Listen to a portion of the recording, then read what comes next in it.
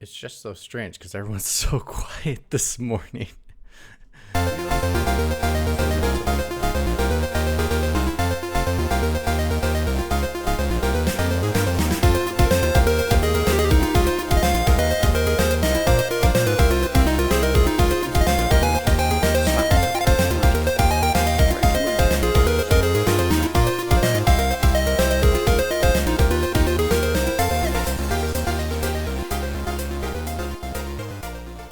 You know when the music kicks on, I can't hear a damn word you said, but we're live anyway. Okay, that's good to know because it's Pixel Pints, everybody. Unbreak my heart, say you'll love me again. Hello, we are Pixel Pints. It's a surprisingly brilliant song. Whatever happened to Tony Braxton? We are the only global podcast that talks about two things that we enjoy, which is good beer and video games. We're not here to promote drinking. Please drink responsibly. We're not here to also promote in-game gambling. So that's pretty much 2K games out. Not that they would pay us anyway. You can follow us on Twitter at pixel_pints, and you can follow us on Instagram at pixelpintspod. And I've missed out part of the other intro, but do we really mind? I don't think so. I guess Stefan. Stefan, welcome back. How are you? I'm good now, but I learned that I don't want to babysit again. Well, particularly with 5 children. Yeah, I got sick like immediately. Oh, they're little diseases. They just carry everything. Yep. Especially like at the age where they're not good at washing hands and stuff. It's just like, so yeah, that was not good. Yeah, next time you just put them one of those like giant ball balloon thingies where they can bounce off each other and they just don't get to touch you. Just... Oh, so my brother can come home and he's like, "Why do my kids have a concussion?" You don't get concussions. There's cushions on the inside. Well, I would think you get whiplash. A little. You could. Depends. They would go aggressive. Is it? And you'd say, well, at least I haven't got, I'm not going to get ill again. So it swings and roundabouts, bro. I'd probably go in there not to get the germs on me. You just bounce around and hit the children. When also don't condone bouncy violence towards children, unless they deserve it. Maybe. Which is what percent of the time? Depends on how ill they are, I suppose. Mitch, how are things in LA? Yeah, things are good. Just got done doing what we call a game jam with a bunch of colleagues of mine, and it's basically you make a game in a short amount of time. So we made one in 10 days, and we're pretty darn proud of it. So got to produce that one. So it's my first sole producer credit on a title. We're not selling it; it's free. So, but it's really fun to do all that. It was a fun process and stressful at times, but it was great. I had a blast with all my colleagues making that project, so we're really proud of it. Good, but obviously from a business standpoint, that's not a very good business model. I mean, giving stuff away for free, that's just silly. Well, I mean, it's got a few bugs in it that I'd rather fix if we were going to try to sell it anyway, and to be honest... Yeah, but Bethesda release games with loads of bugs in it, people pay for them. Oh, sorry, we don't say it's a bug, it's a feature. And does your game offer mod support? I don't think so. I actually have no idea. That is more on the programming side. That is not my expertise. And all I know is our game, we run it in Unity. So potentially, I'm not sure. Okay, so allegedly we're getting another guest, but we'll just keep going until they arrive. Mm-hmm. Shall we move on to beer talk? Where I'll be talking to myself for a small amount of time, I'm presuming. What are you talking about? I got beverage. Oh. Yeah. You have beverage, not beer. And this is beer talk. So, yes, I've got 3 beers, all from Scotland. And we've been joined by a Dark Lord of the Sith. So, starting off, I have Innocent Gun, lager beer, brewed with golden oats, which makes it slightly more toasty than a classic beer. McEwen's Export, which is like the love child between a lager and a brown ale. Stuff's amazing.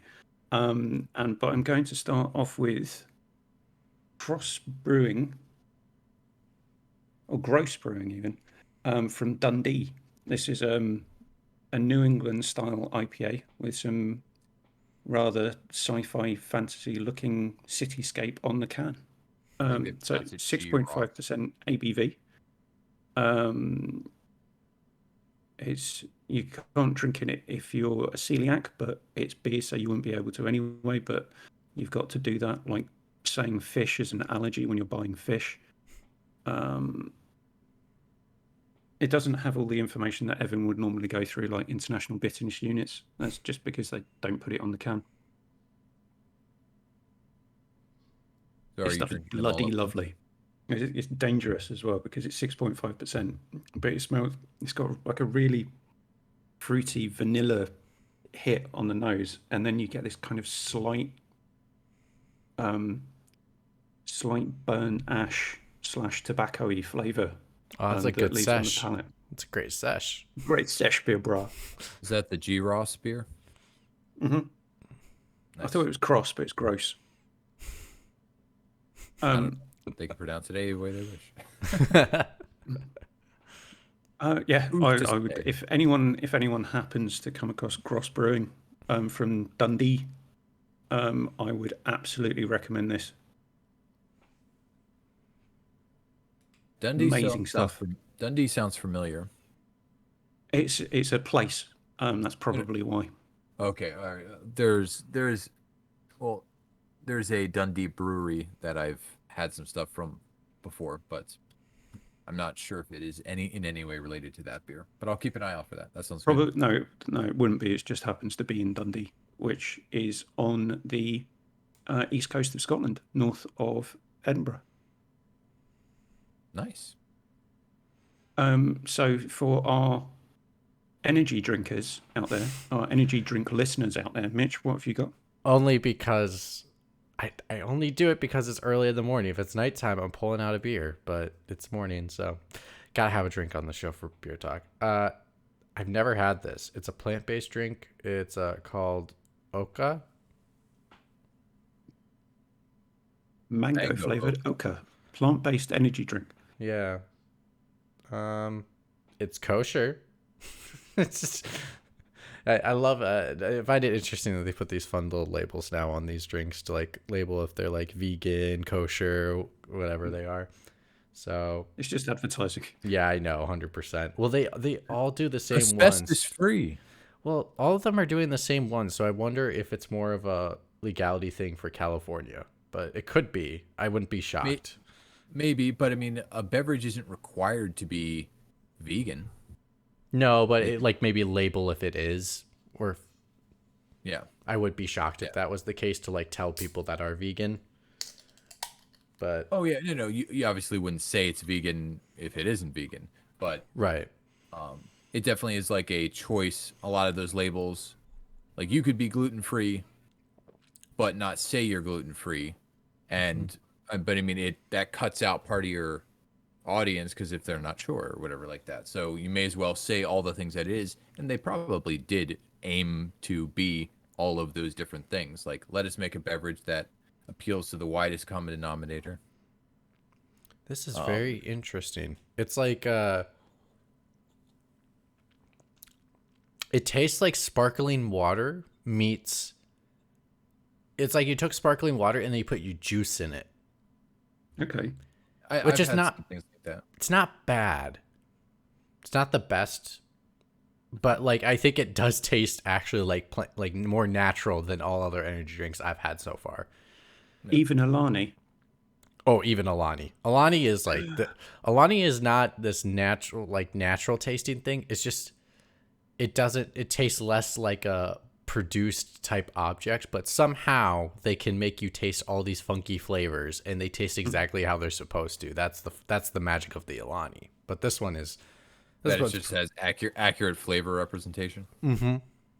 Gotcha. 100%. They have a Rocket Pop version. Tastes like a Rocket Pop. Like, Oh, nice. it's like crazy. Or like they have a caramel apple one. Literally tastes like you're eating a caramel apple. It's just insane. But this does taste like it's like more natural, more healthy. So I give it a 7. You know, I think it's lacking flavor, but you know, it's still flavorful. Someone's gonna say like, "Oh, just drink orange juice." And I'm like, "Well, okay, yes, orange juice. Orange juice is delicious, and orange juice is natural, but it is candy water. It is Well, just delicious orange candy water. Like, look at Yeah. that. Like, orange juice is up. Like, yes, vitamin C is good for you. Yes, it wards off scurvy if that is an issue to you. But orange juice is just candy water. It's delicious. Well- it's not bad for you, but it's Well, high in sugar. if you did it naturally, like if you did natural squeezed orange juice, you would be talking a different doesn't matter. story. It's still It doesn't matter. The sugar content is about the it's same. the same. And if you're talking about drinks But where you, But when I where the- speak, oh, sorry, go ahead. so if you were to have, say, cranberry juice, that's if you had the no, why are we talking about this anyway? What do you Because beer talk. So if you add a second berry to any berry drink, you dramatically increase the amount of sugar. So if you go and find a carton of cranberry juice and then go and find a carton of cranberry and raspberry juice and look at the difference in the sugar that you'll be drinking, it's massive. It's like an extra third. Yeah, I guess for me, it's not. I don't consider it as bad because it's more natural sugars than added preservative sugar. Oh, for in general for your body, it's all pick your poison. Like I used, I went through because like all right, growing up, like all right, the white packets, that's diabetes and fatness or whatever. Okay, the pink packets, they're gonna give you cancer or whatever. The blue packets, those ones are gonna give you memory loss, and the yellow packets, those are gonna give you night sweats. So like it's like you pick what you Beers you make pick what all you're- the categories. like all the different sugars. So like your This is aspartame, your like that. This is Mikey's experience with drug dealers in Pennsylvania. Possibly. I don't know. Stefan, what have you got beverage-wise? Sparkling ice drink. Zero Fine. sugar, actually. My dad's a crazy fan of those things. Yeah, they're so good. I mean, they have a lot of different flavors to pick from. Hmm. So I used to work at a grocery store when they first came out, and like people would come like and buy like 15 of their favorite drinks or their favorite flavors, and I would go try to get that flavor because that would be the one I liked, and they would be all sold out. Like they have their diehard fans that just it's insane. Are you telling me that they have their own fans like Xbox and PlayStation? They're hardcore ices? Yeah, I think they do actually. They're pretty crazy. What's really crazy about this too is that like they have all these like you can tell they add like a ton of different vitamins to it, like 15% of pretty much every vitamin, which is a little weird. It's really good. This is black cherry. Nice. I also wonder if they delay a new flavor. Do the fans get angry? Well, I'm thinking more ice in terms of what is it? They're the people who deport people from the United States, aren't they? That too. So That's is this their PR arm? Yeah, it's their sponsored drink. Yeah.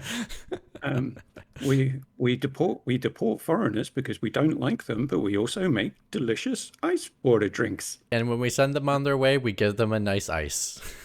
No, this is what they serve on like the prisons or something. Yeah, Oh, in the cages. yeah. That whole thing makes me sad. Yeah. I was gonna cheat and pretend I had a beer in here, but it's really my Scottish breakfast tea. Nice.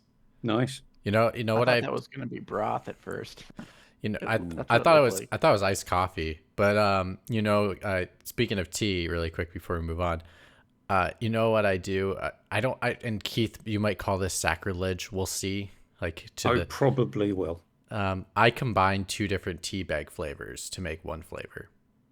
So It depends on what. That's not necessarily sacrilege. If you're just making a breakfast tea or an afternoon tea, then it depends on what you're using. So I start my day at the office and I'll do a peach pie tea combined That sounds absolutely disgusting.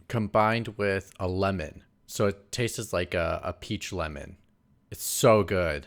Like every time my coworkers come like sneak over and go, "Your tea smells fantastic." Are these herbal teas or are these caffeinated teas? No, they're all non-caffeinated. Okay, so they're herbal teas. So Yep. yeah. So I mean it. Keith, I'll say, I don't really drink herbal teas unless I am ill, but actually, I do make a working tea for late at night. I'll make a pot of tea, which is like 1 bag of chamomile, 1 bag of like a vanilla tea or something like that, because it's lower in caffeine, so I can like keep drinking it steadily through the night while I'm working on something. But in general, I only drink caffeinated teas when I drink tea. But that I do like the smells of a lot of teas because my wife drinks a lot of herbal teas, and I'm like, oh, that'd be great if it gave me any kind of zip and zest, like to work on the day. All of that sounds terrible. Shall we move on to our topic for today? Let's do it. Well, first, Mike, how are you doing? He showed up late. It's not good enough. I will be brief. I am tired because my daughter threw up in her bed at 2:15 this morning. So I had to clean that up, make sure she wasn't feeling, and then had her sleep with me with a bucket on the side. Like, if you have to throw up here. It's always you know, I even remember as a child, like when I was like, I got out of bed and like I think I was like very much potty trained for a while, and somehow I just wet the bed randomly, and I felt so embarrassed to like go to my parents at 2 a.m. and be like, I wet the bed. I don't know where the sheets are. Well, as long as you didn't do it when you were 16, that's probably fine. Oh no. I think I was like 12. You don't need to answer that question. Maybe 10 or 12 or something like that. It was just at an age you never expected it. And I woke up and all of a sudden I was like, what the heck happened? Yeah, there was no need for you to answer any of that. But thank you for sharing. For the record, I was very, very brief. The response to me was longer. Touche. 1 point for Mike. Q. All right. What's our topic? So, with this year in games being jam-packed, not game jam-packed, that's something else, jam-packed with releases. And there was the interview that Neil Druckmann did recently where he said, we've announced games too soon, and that's created problems for the studio. I thought it would be good to talk about some video game launches that stood out to us. Are there any publishers, studios who do launches historically well? Are there any who do it historically badly? Are there any that stand out for us for good and bad reasons? So, Stefan, would you like to kick us off? The first one I have is a mix of good and bad, and that was Zelda: The Wind Waker. Because I have a memory of going. I don't remember if it was Funkoland at the time. It probably was GameStop. Wind Waker would have been Funkoland. Okay, that was Funkoland then. By the time it was Twilight Princess, it was GameStop. Yeah. Okay, and so I put money down on it. So my mom drove me there, dropped me off to pick it up, and she's like, I gotta run a few errands since this is an event. I'll just have some fun, and I'll be back shortly. She was gone for 3 hours, so I was stuck in Funkoland and just having to draw like Zelda pictures and like color and things. But like, since it was Zelda and that they had all this stuff, it was like a good launch still. But like sitting on the floor of Funkoland for 3 hours was not a good experience. I thought you were going to say something else then. It's like, my mum left me in Funkoland and went and played The Legends of Zelda for 3 hours. Oh no, I don't know if it's possible to do this, but I would have disowned her. Sought emancipation is the upward punching equivalent. Yeah, and then Do we want to go around and just do goods first and then bad? Yeah, let's do that. Yeah. Okay. Oh, I was gonna ask you just real quick. So was this during was this a midnight launch, or was this a waiting for the store to open, or It wasn't right when they opened, but it was pretty early. I would say I got there like maybe 11. okay? And How old were you? 11 in the morning. Ooh. How long ago did Wind Waker came out? 36. 'Cause I don't drive right now just because of the epilepsy stuff, so I had to sit there. I have no idea. You're asking the wrong person about Nintendo games. Let me do the magic of my Google searching. I got it right here. Let's see. Someone will have to do the math for me because Wind Waker happened in 2002, so that would have been 11 years. 11 years ago? Yeah. No. Yeah. 11 years ago. So 2002, 20 years ago. oh, duh. Yeah, sorry. Yeah, 20 Remember, years ago. every memory we have is actually 10 years older than we think it is. So yeah, just take your age and minus 20. yeah, so 36. Sorry, I can't think right now. 26. I was 16. 16. Yeah, so I was stuck there that long as a 16-year-old, which is not a fun place to be at 16. I don't think for 3 hours. But we have this running gag to put this in perspective. If we have to be somewhere, and my mom's driving, we'll tell her if it's like, let's say we have to be there at 5 o'clock. We'll say like we have to be there at 4 o'clock because that's how much he messes up time. Well, that's how There's a much time the I had to- Midwest people do things. They always plan to be. Yeah. They always have to plan saying we're gonna be there at that time, and then we're gonna arrive like 10 minutes to an hour early. Plan on it. Like we had to drive up to Duluth once for my best friend's wedding, and my best friend told me the time, and he knew the gig, and I didn't realize he was lying to me.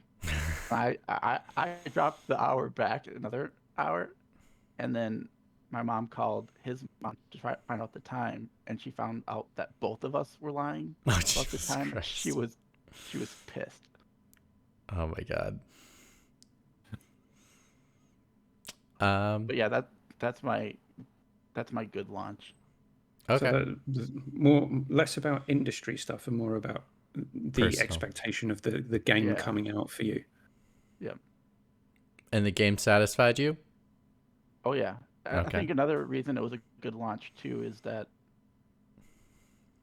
there was a skepticism with the game because I forgot what demo it was that they showed, like that Zelda HD thing. I think it was like, I can't remember what it was called, but Oh yeah, the game they won't bring to the the- Switch, so I can play Wind Waker for the first Yeah. time. Yeah, thanks, And that was thanks the one with Nintendo. was that the motion controls display at, was it E3 when Nintendo used to show off at E3, and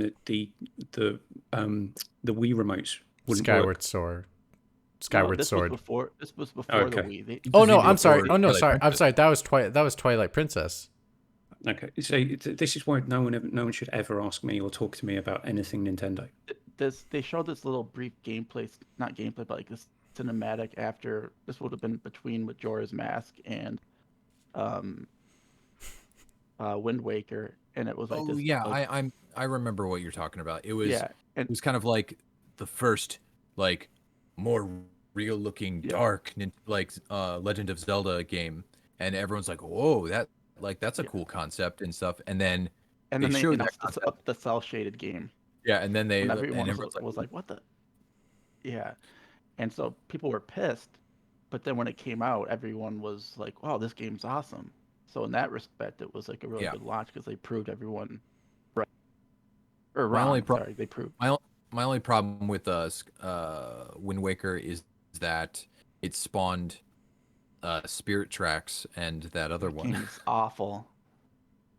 It sucks so bad. It's interesting how like Zelda gets a pass on a lot of things, including just being like, oh, it cells shaded. Oh my god, it's the best thing ever. But then like Prince of Persia does cells shaded, and they're all like, it's a horrible game. Yeah, who messed up the art style? That 'Cause- version of Prince of Persia is better than the Sands of Time, I think. I don't Are you talking totally. about like I don't totally agree, but one-off one? yeah, the one with Nolan North as the prince, but Yeah. like Okay, the and cell like shade you have like a Elika. partner. Yeah, you have Elika Yeah. with you. Yeah. I mean, I own it, but I've never played it. it's very okay. So like I am in partial agreement with you, but I think I what just like different games. Like the No, vibe no, of I that get you. Like opening. I do love the platforming more in the original, and I think it's more challenging, whereas this one it's more of like click as you go. But I love the combat in the premise of like you didn't have to upgrade any of the combat. Like it's just the more you play it, the better you get at it because you learn more buttons you can use to fight the enemies with, which I found Yeah. interesting. It was way more accessible too in that way, especially True. in the combat, because like there was no game over. I remember like Yeah, if they you just died, grab you were in and the pull you bugs. back up again. That was Yep. their example of a game over screen basically, is they would Yep. just pull you and checkpoint you. So it's I like, so it takes two. There's no yeah, game overs. kinda. Yeah, no. It is definitely like it takes two. Well, All right. yeah, but yeah, I agree with you. I really liked it. I kind of was disappointed it didn't get an opportunity to get a sequel because visually that thing was gorgeous. Yeah. Moving on. I guess I do you want Keith? You can go. Go, Keith. Okay, so wait for it. Video game launch, build up, everything was absolutely perfect from my mind, and we will never get something like this ever again. Tell me what it is. Tell me what it is. The announcement of build up to and then launch of the original Mass Effect. Oh, the first one. So, To be honest, that one was not on my radar. The very first one. Are you kidding me? so the reason being, I mean, at the time, I wouldn't have had. No, I mean, Mike, I'm agreeing with you because to be honest, I didn't even know the game even launched. I bought it when it was like $20 at like a Target, and then I would say Mass Effect 2's launch was probably better because more mainstream people actually knew what the fuck Mass Effect was. yeah, but that's without, you can't have two without one. So explain. there is no Last of Us 2 without The Last of Us. The reason that I mention that is because we're in a different world now. So back then, developer walkthroughs weren't really a thing. All of the vignettes that you get from Bethesda nowadays, more on them to come. Every 5 minutes and Reddit boards and all of this kind of stuff didn't really exist then. So it felt like a bit of a purer launch to me. So the reason that I enjoyed it so much is because of the world building that they did prior to the launch of the game. So you could just buy the game at launch and go in and understand the world. But what BioWare were doing at the time was drip feeding information via a website to say, here are the worlds, here are the races, here are the builds that you can have. So kind of building up the knowledge base for people going into the game to say, here's the types of interactions and between races that you can expect. This faction doesn't like this faction, so you in terms of your choices through the game are going to influence how these factions relate to one another, and you don't get that anymore. It's now someone like Todd Howard sat in a very sterile environment reading from an auto cue, and I liked the kind of semi-organic nature of it. I know all of the information was vetted heavily, but it allowed me as a reader to make my own interpretation of what that story might look like, rather than having someone tell me what they think it might look like, having worked on it. And then the game came out and it didn't do gangbusters, but it was the most solid RPG game that I'd played in a very long time that wasn't isometric. You know what you're reminding me of is Old like the way you're people. saying. I'm reminding you of old people. How they set that up like before the launch is that's making me think of I'm not sure if it was Halo 2 or Halo 3 that they had that I Love Bees campaign. Do you remember that? They had the augmented reality thing. And like it's like how I think they got a lot of people hooked on Halo just through that. I think get that excited was for that. 3. It Maybe might maybe have been, 'cause maybe it was 2. Maybe it was 2 because 1 to 2, like that was just a straight sequel. That was the next one. But wasn't there? Was there a game between 2 and 3, or was like all the spin-offs after 3? I Think think it was 3 all was after ODST. Or sorry, I think ODST was after 3. Because ODST and Reach were all after 3. because they were Right, prequels. Okay. And Yeah, I yeah. think Like that's the spin-offs, like yeah. type of thing. Okay. So, Um. but yeah, I agree with you. Like just saying like how they just it makes sense to say that because like leading up to that, like parsing or I don't know if that's the right term, but parsing out information like that, just to get people excited. Yeah, that, and I know that helps a lot. Yeah, and I know it's not like it was because it was a new IP and a brand new game from Bethesda, not Bethesda. Why I've got BioWare. them on the brain because they're shit at launching games. A BioWare, and because it was from Xbox Studios, it just made me more interested, and it was one of them. I think that game was the reason that I bought an Xbox 360. So Right. that's my link to kind of launch personalized launch game information goodness followed by satisfactory much more than satisfactory actual game playing enjoyment that I got from playing it. I played it through 3 times in full, and then the DLC came out and I played that twice. Sorry, I can confirm it was Halo 3. Okay, nice. For those vignettes or whatever. Those augmented reality vignettes. But Keith, I will give you one thing for your thing.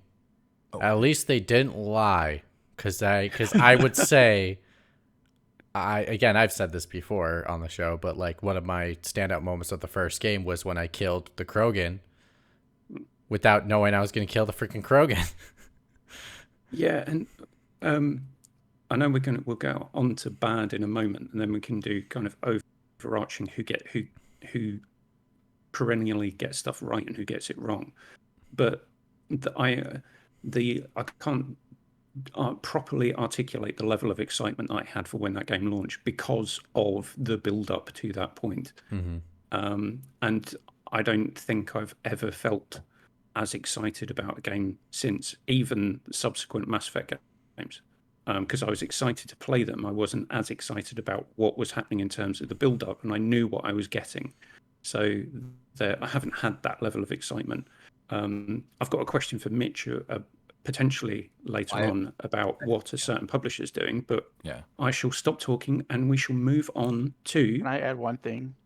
Of course you can. Yeah. Because do you want to know why, Stefan? Because you asked politely and you didn't do what Matt does and interrupt me. Holding a for Mass Effect, I just remembered that I think I knew about the launch because of Jeff Keighley talking about side boob on Fox News. Do you remember that? I do not, but it sounds like something Jeff would have said early in his career. Yeah, there was the debate about like the sex scenes and stuff, or just the romance. That's right. Oh, that's right. That's right. Because the Mass Effect was in the embroilment of like near realistic sex scenes with possibly it was getting banned in certain countries as well. Because having sex is with, it's like, how are you having regular sex with aliens? With all your clothes on. Yeah. Avatar answered that question. The what I think was also good about your launch, Keith, is that it wasn't the end of, but it was in the murky time where stuff like where the publisher themselves basically almost got to fully control the perception of their game the whole time until it launched. Yeah. Because there wasn't influencers. Like, sure, stuff could show up on YouTube and other things or whatever, but that wasn't the main source of where people went. They looked at what the publisher gave them. They looked at magazines. They looked at articles and stuff like that. Storefronts. Maybe a preview on game trailers. What? I was gonna say storefronts. Sometimes they just don't even know a game launched until it's Yeah, at the store. Storefronts, big billboards, and it was still it was before the concept of a we'll fix this in the day one patch Yeah. was a mentality, and so they had to ship a to go gold on the disc. You really meant it. Like, this is supposed to be a fully playable. If you never touch the internet again or whatever, this game should be playable from start to finish, and how we want it. And so that was definitely in Mass Effect's favor and stuff like that. And that actually pertains to a couple of the games on my list for launches. I think Mass Effect did have a patch though. It was still able to be connected to the internet and still have a patch. But I get what you mean. No. But I get what you mean. I'm not saying, but they still had to account for some people might not be able to patch this game. Yeah. No. I totally get what you mean. The whole game is on the disc and is playable. Yep. Yeah. Totally. Unlike Marvel's Midnight Sunstar, I went to install the other day, and it was 400 kilobytes. Okay. On the disc. Hold on. Like, to be frank, when a game goes gold, it is playable from start to finish. It will have issues, but it will be playable from start to finish. That is, there should be nothing on something going gold. There should be. I can't guarantee everything, but and that's the same thing for when you patch something. But there should not be any game-breaking bug that would stop you from hindering progress or moving forward in the game. You might have to do some workarounds of restarting checkpoints or like closing the game and rebooting it again, but you should not have something that completely breaks your game. Like, that is what gold means nowadays. So just to be technical with you, to be fair, so there you go. Would you guys mind indulging me slightly, and I carry on and talk about a terrible launch from the same franchise? Wait, hold on. No. Because I was going to say right before we moved on, being like, are we going to turn this into the Mass Effect show where you're going to talk about great launches and then horrible launches from Mass Effect? No, we're moving on to mine. All right. You ready for this? Okay. Which actually, I'm funny. Stefan brought this up, which was kind of funny because this was this is going to be my favorite launch. And that is Halo 3. I know. I say an Xbox game. What? Mitch? Yeah, but you were young and naive once. No. It's that Xbox was actually good then. Like, right? And then they messed everything up as they've gone on, and now they continue to mess things up. And I just want to say I feel very, very bad for those employees that lost their jobs. That's not on them.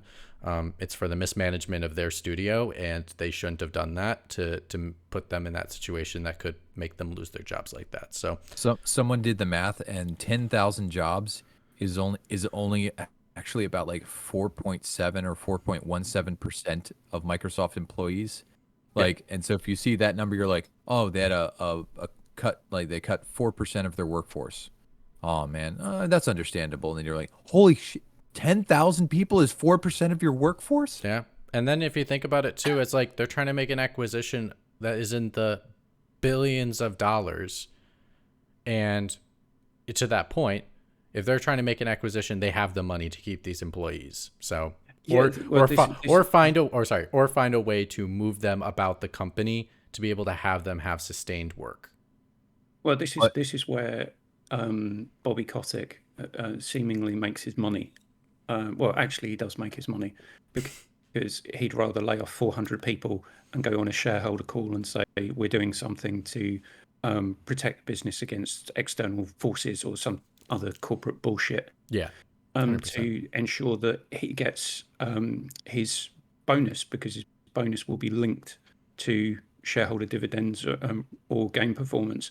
And if you can sack 400 or 10,000 people to protect your share price, it is your fiduciary duty, which I hate. I loathe fiduciary duty. I think it's an obscene piece of legislation to do so. And I feel absolutely dreadful for all those people who work so bloody hard. I'm assuming. And I'll add like the final thing for this before I move on to actually my favorite launch is this is what happens when companies are allowed to, get this money from the government, and then what they do is they inflate their stock price because that's not the real value of their company, and then they overhire, and then they can't sustain it because they're not gaining enough, revenue to show that, oh, we're actually worth that, and then they have to start cutting, and it's just ridiculous. But anyway, favorite launch, Halo 3. Real quick, just because this is what I've been studying and working with for work, and it's been a really interesting seeing a lot of these companies and stuff like that, because for work I actually had to read a book called Good to Great. It's about companies who were good or had some struggles for about 15 years and then had over 15 years of wonderful performance, beating, their metric was beating the average stock market price by 3.5 times. Mm-hmm. And so that was the baseline anyway. So, but real quick for Mark, I'll send you a link to a book that I think you'll find interesting. Okay. But at least Microsoft's severance package is one of the best I've seen. But but contractors don't get severance packages. Fair enough. And that is a vast majority of what they cut were contract workers. Okay. And that's not fair. Yeah. No. I understand. Just I still wanted to put it out there. I know what you mean. No. Yeah. I'm saying for those who were able to get it was you're still going to work for us for 60 days, and then after that you have 6 months of severance, and you still have stock for this company. So, but what I was getting at in that case, I would say there was a phrase. It was from a 16th century Spanish philosopher whose name I can't remember. Which is when one is faced with a great injustice, one accepts a smaller one as a kindness. Yeah, but I mean, here's the question. Sure, one could argue you have tons of cash, you could still keep these people, but say in the long run, I know a lot of them were contractors and stuff like that who did specific jobs, but when you are merging all these companies, what do you do when you have high redundancy? Do you just suck it up and say, well, that's the cost, and you never fire anyone? No, it's that you do better with the risk that you made. If Halo was in development for this long, they should have had contingency plans for if this did not work out, because the writing was on the wall. No offense. The game was fine, but not great. And the people that got cut were the single player people. They had to scrap the project multiple times. When you read the writing on the wall like that, they're like, maybe we should start working on another project and do pre-production on it, and then move these people over for if this isn't successful. And then if it is successful, they stay on the project. But then is that basically what Naughty Dog did with those people that they were trying to keep I on a can't hamster comment wheel? On anything on the studio. Oh no. What I'm saying is that publicly they said we put people on The Last of Us Part 1 remake because if we didn't, we wouldn't have had a job for them at the moment and would have had to let them go. It was a public statement, and so I don't. If it's too compromising for you to comment, that's fine. I've never read anything like that, so I'm just not going to comment. Okay. So what I would say is, is on the very rare occasions where I vehemently agree with Mitch, this is one of them. This is absolutely a failure of management, not a failure of staff. And the staff are paying the price for the failure of management. Because absolutely. when you acquire a company, you should have a complete plan of how you're going to do things. And if you don't have success, you need to have backup plans. And then if they don't work out, then you need to let the employees know, hey, your role will be terminated. And I think they should give them a amount of time to let them know when their job will be terminated, and not terminate it on the spot without telling them. That's the issue I have. Yeah. Oh, absolutely. If you have to give a job a 2 weeks notice when you leave, they should do the common courtesy to let you know when they're going to cut your job.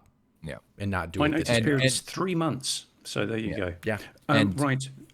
Mitch, as much as I would like to continue the conversation about business management, and there is a fascinating book called The Maverick about a Brazilian mine owner, which I would suggest everyone read. The difference between his approach to business and the more American style version of capitalism. Mitch, tell us about Halo 3. Yes, back to the glory days. Halo 3 to the games.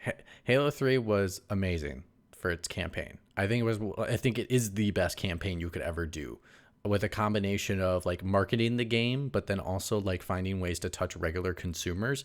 Like Halo 3 was something everyone knew, and you didn't have to be a gamer. And that's when you hit up, that's when marketing is the best. I just remember like, like even Stefan just mentioned like the Believe campaign for that AR type game, but they also did like, not the Believe campaign. It was called Iris. Is actually what it was called. But they had like, Oh, I thought it was I Love Bees. well, from the well, oh, I'm sorry. I Love Bees. Okay, I tried to look this up just to make for clarification. So actually, Iris was Halo 3. Halo 2 was I Love Bees. So the same people that worked on I Love Bees worked on the Iris campaign for Halo 3. Okay, so thanks for having me double check that. But yeah, I mean, they were everywhere. I mean, I remember constant commercials. I remember drinks. Like, heck, I got hooked on Game Fuel Mountain Dew because of freaking Halo. Like, Halo was on that can. And then the crazier part of that campaign was that the Mountain Dew was like half price when you bought Game Fuel. And it's like, then everyone's buying Game Fuel and buying more Game Fuel. And then think of Halo when you buy Game Fuel. Like, whenever I say Game Fuel nowadays, I think Halo, not Mountain Dew,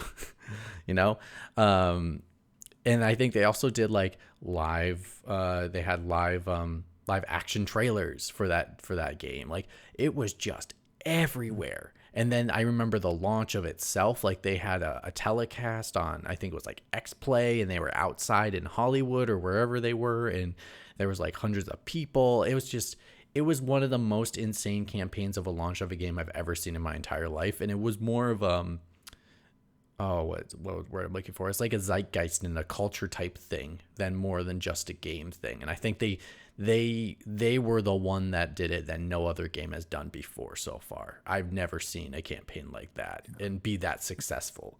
Even Cyberpunk, I don't think has ever touched it. Oh yeah. To add Would you to that, would you agree real sorry. quick that at that time, like Halo 2, Halo 3, Halo was the Call of Duty?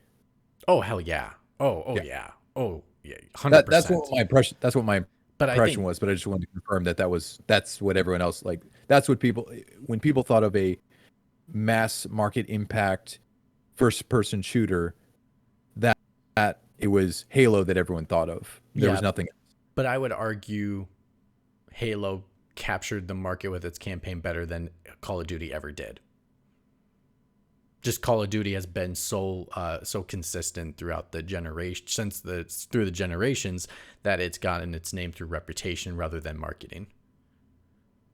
Yeah, and most people are jumping on, I mean, Halo 2, but it was there, or Halo as well, that for 2 and 3, people definitely were as excited for the story as they were for The multiplayer. Slayer. Throughout the years, whereas Call of Duty, it's definitely focused on the multiplayer. 100%. You were gonna say something, Stefan?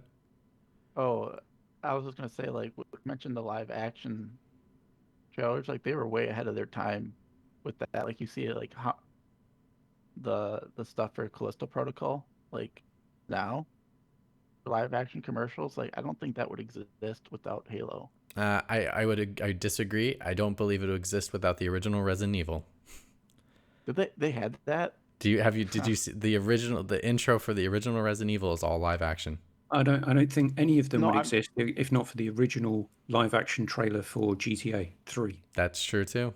Yep. I think any of this Well, I guess would exist if people didn't play ping pong and inspire some guy to mess with an oscilloscope. And Yeah, I but guess I would say, like, just the quality of those, like, I think really inspired other developer or publishers to really up their game with it. Yeah.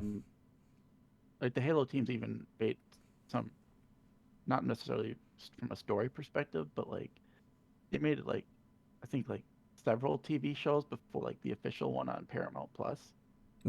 oh, we don't talk about that one. Yeah, I know.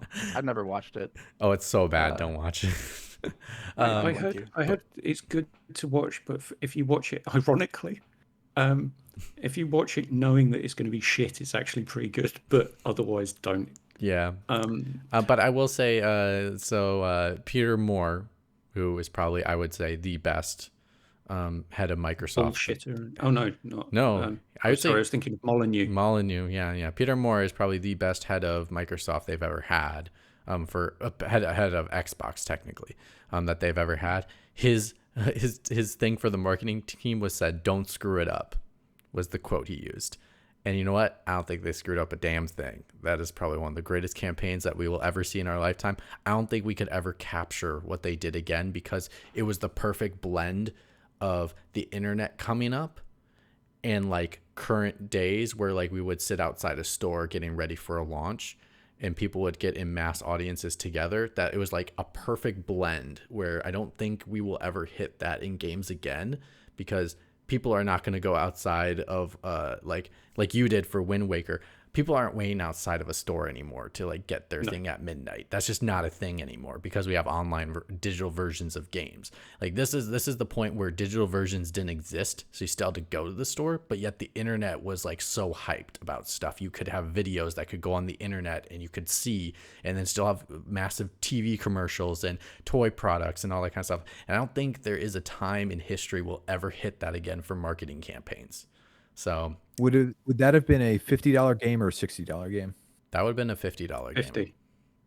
Because it was Xbox 360, I think. So yeah, it was a $50 game. And then I wonder how long after it released Halo 3 ODST. Because I remember ODST is actually, well, it was going to be part of Halo 3, but not like. It was meant to be the didn't come with it. multiplayer. Yeah, but I thought the campaign was really good though. Yeah, because it's called Halo 3. Halo 3 sold around 6 million copies the first week, and that was back during a 360, and that is almost entirely a physical launch. Like, could you even buy there was no games digital. yet? There was no digital. Yeah, okay. Yeah. And then also Those for clarification, their projection, they just wanted to sell 1.5. And then Halo ODST came out in 2009, and then Halo 3 came out what year? I think 2006. That was a good launch. Halo 3 came out 2007. So, but that is, I think, the greatest launch of any game could ever happen of all time. Personally, and like, that's a pretty damn good launch. Mike's Q, what you got for me for greatest launch? I'm going to rapid fire a couple for me, and then I will end with a in between one, because it'll be a nice bridge for bad launches. For me, because most of my early gaming career, I was always a hand-me-down gamer. My parents didn't like video games, so I didn't get new stuff. I always got a generation or two generations in the past. And so for me, the most memorable launch is for the Wii / Twilight Princess, because that was the first console that I myself saved up for and bought brand new. Like, it wasn't a hand-me-down from anyone, and Twilight Princess.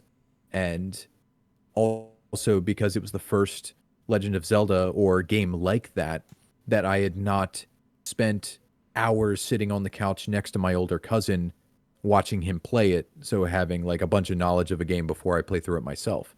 Like, we had like those 2 trailers, like for Twilight Princess, and that was about it. And so that's all I knew about the game. And I'm like, it's good. Oh, it's great. And despite people saying, oh, later, like the GameCube version was better or stuff like that, for me, I was like, this is fantastic. And that game was also the favorite of my family's, because my brothers and sisters would come down and all sit on the couch behind me and watch me play through like all 50 hours or 54 hours it took for me to beat that game. And my younger sister, I remember... I just had this thought in my head of what people used to do. I'm going to the neighbour's house because they got the new wireless TV set. That's not mildly xenophobic at all. Mommy, can I have a beer while I'm at it? And it was one of the best compliments I ever got from my sister on this subject. She said, Mikey, I love watching you play Legend of Zelda because you almost never die, and so it's like watching, a show or something. It's like you're good at the game, so I get to keep seeing new stuff instead of the same thing over and over. Um, so that was my personal favorite because I did do, I pre-ordered it, and then my cousin and I waited at GameStop for the midnight launch. We we got like number one and number two, and we took them home and played a couple of non-Zelda games, and then we're like, all right, good seeing you. We got stuff to do, so we split and went home and each our own homes and started playing Twilight Princess, and that was probably my favorite launch. Um, and then This is something that never used to happen in the UK at all. No, until I don't know, the last 10 years maybe. Midnight launches were never a thing. No one cared. Same. And actually thinking about it and thinking you guys are talking about some of your experiences of going to a store and queuing and being able to chat with other people there and everyone being excited about this thing. It does that build, like Mitch was saying, that kind of zeitgeist type element, type moment, which I don't know if it's just kind of a level of British reservedness that we never got into, or if it was just like, fuck it, I'm not opening the store. There's no way you're getting me to work at midnight.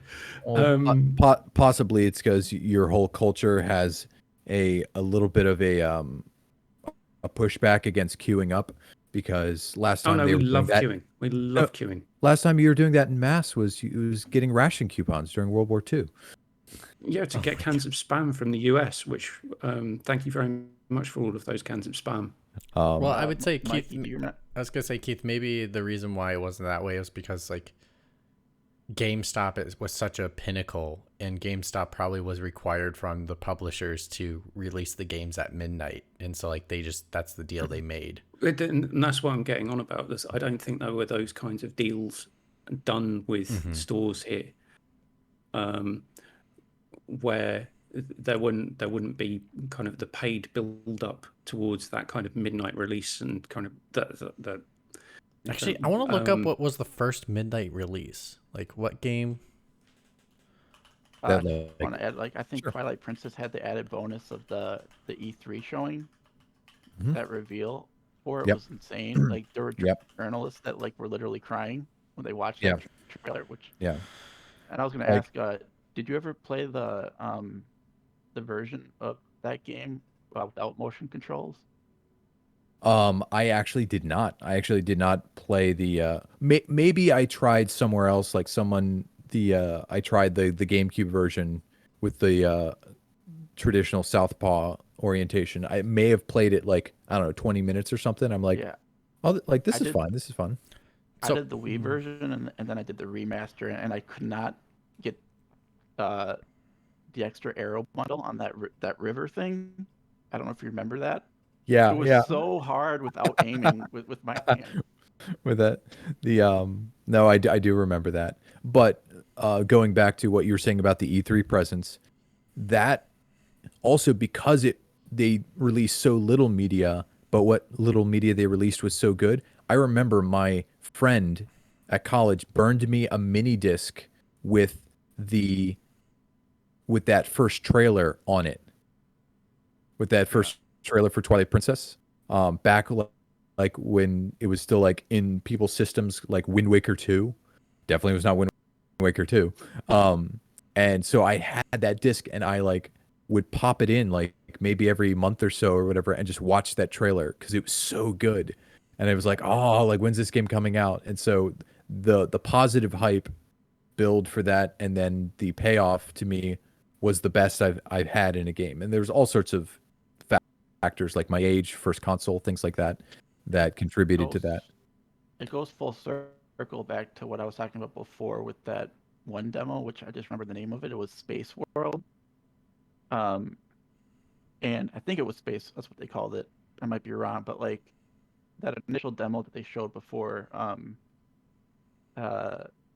Wind Waker was very reminiscent of Twilight Princess. So when people saw the E3 thing, they're like, "Oh, this is what the thing we really wanted from a Zelda game," and that Yeah, really Twilight helped. Princess. That was the true one. That Wind Waker thing was just a side project or something.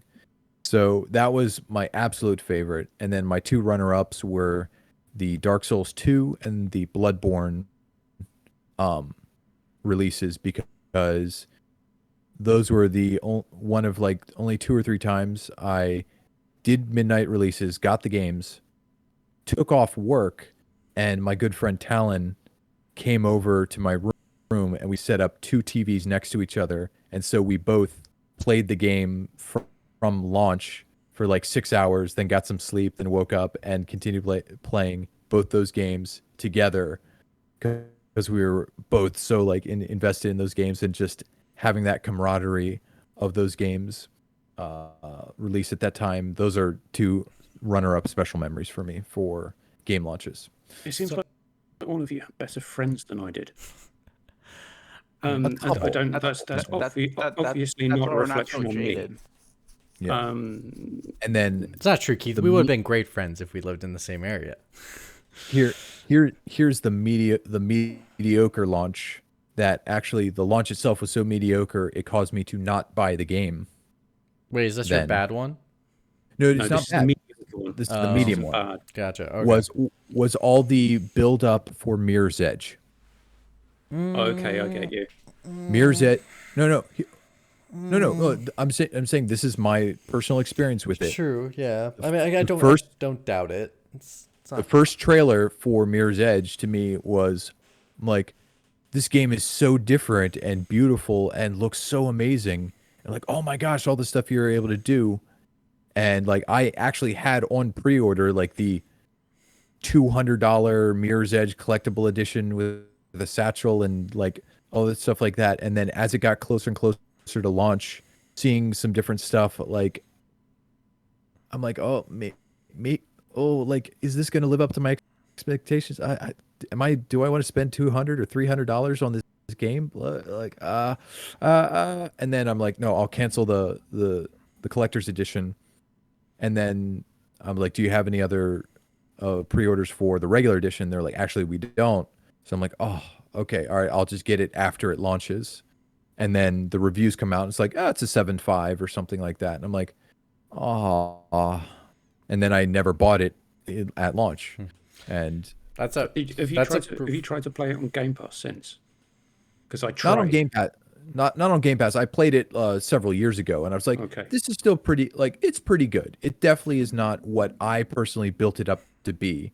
Yeah, based because I on don't know. what I they don't give know. you. I never looked up how long it takes to complete that game, but I was about 2 hours in and thought, I can't bear another however many hours of this. I think it's a 12 to 15 hour game, something like that. Yeah, I was Isn't never it the going to play that initial- much of it. No, I thought it was only 7. I thought it was very short. Oh, 5 to 7 maybe it hours. is. I thought it was Even very... so, that's still 3 times longer than Keith wanted to continue to playing. be honest, like I agree with you, and I kind of that was the one game where it's like, I think it just needed like 2 more years in the oven to be able to like the gameplay is tight.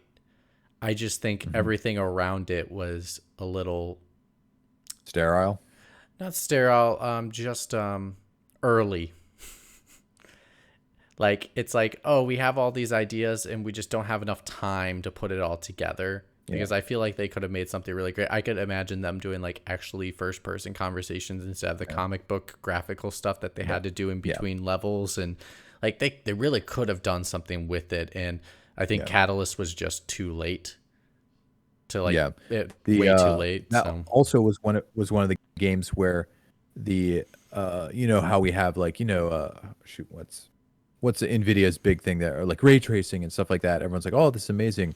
But one of the predecessors to that, PhysX. Do you remember PhysX? I don't. Okay. I've heard But it, it was a proprietary technology that could be found on different cards. The difference playing Mirror's Edge with PhysX and without is that like all the tarps and stuff would actually realistically blow in the wind and things like that, and it looks substantially different and more real with a PhysX card. And obviously I couldn't afford a PC with that type of equipment at the time, but I was just like, oh man, the difference between the PC version when the plebeian PC version and or the console version is just so astounding. Man, maybe there's something about this PC gaming or whatever.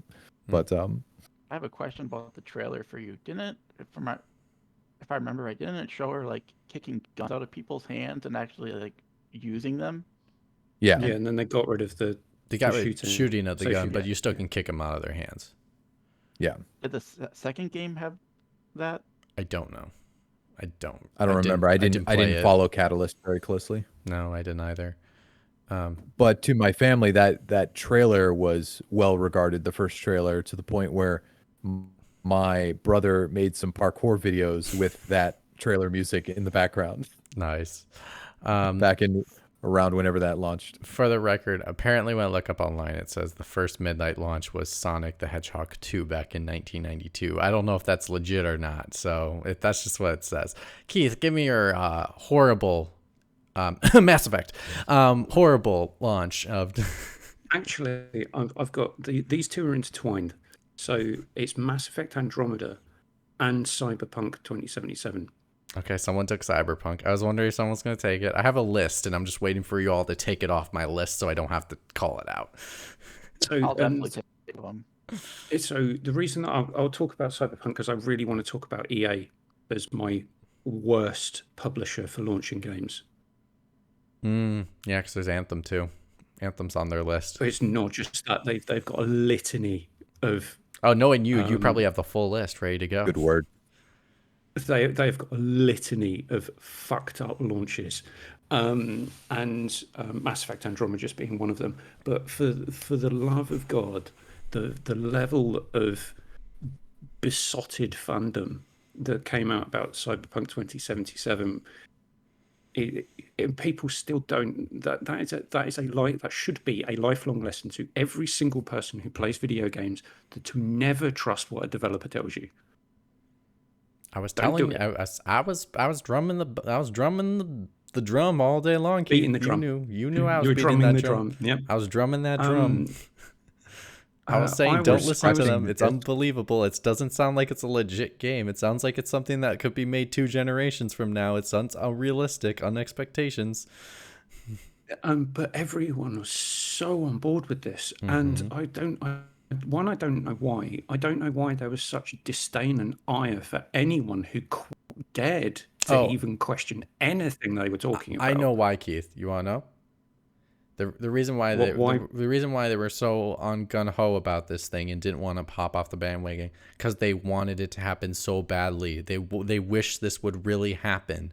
Like, they wish this was the perfect game they always wanted, a cyberpunk game that has all this stuff that they're talking about. That's their dream game. And like, if you try to take that away from a gamer, what do you get? Yeah, CD Projekt Red are brilliant at building hype and brilliant at building resentment against that hype. They're also all of the stuff that they showed, you could tell was so highly scripted. It was pristine in their presentation, but so controlled, so highly scripted that I got into a sense of disbelief quite quickly. It's like, yes, I want to see what you're showing, but I'm not going to believe it until the game actually comes out. And I remember on a version of this show back before it launched, Matt and I had a discussion and said, if this game launches well, this could be the game that I play for the rest of the year, because you're giving me 3 different classes with potentially 3 completely different storylines. Are you talking about the backgrounds? The backgrounds, and then the choices that you can make within that. But that wasn't the case. So all of the stories converged, no matter what background you pick, and I can understand the basis for doing that. What I don't understand is how the fuck did this game still sell so many copies, even though it launched absolutely broken? I think part of your reason is just they realized, I bought this game. Many people didn't know you could return the game because it was only on gaming publishers. I don't remember regular TV announcers being like, hey, there's a bad launch of this game, like a recall.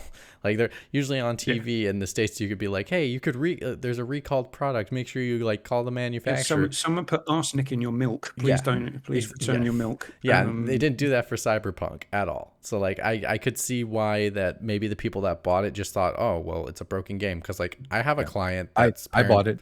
I bought into the hype. I mean, I didn't think it was going You're to part be, of the problem, Mikey. I am part of the problem. But like CD never Projekt bought Red, it.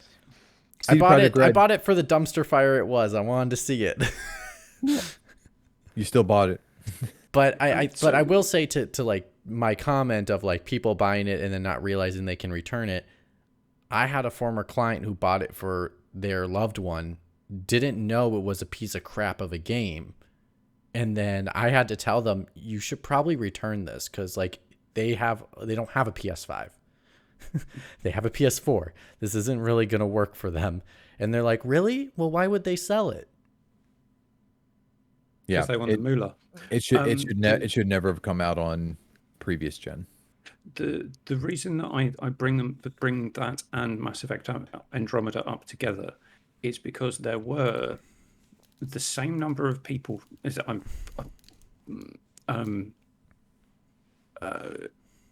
I'm making this up for emphasis point.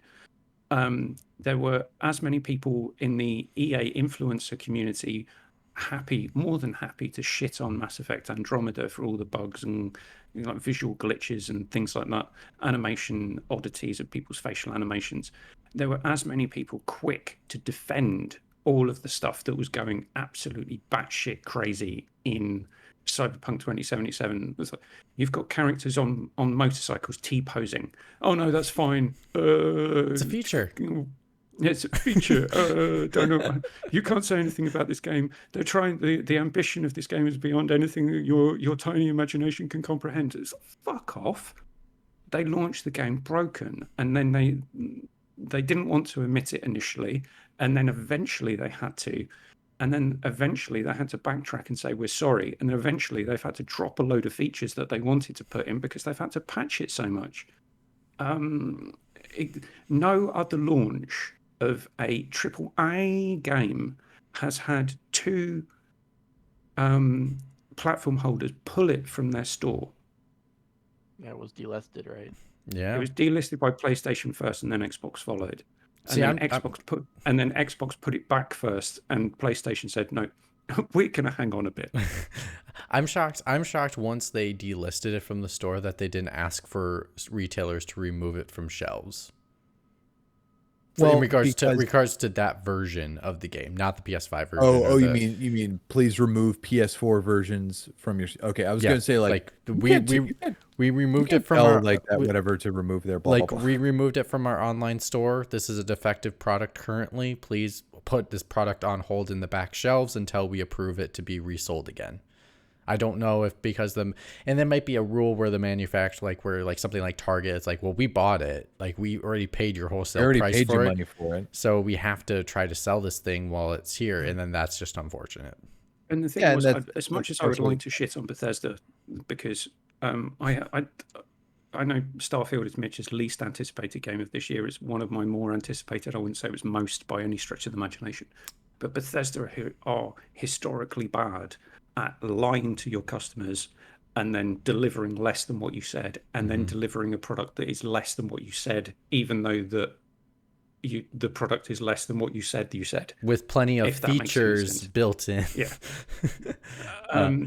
Also, Keith, nothing. You also add to my title least anticipated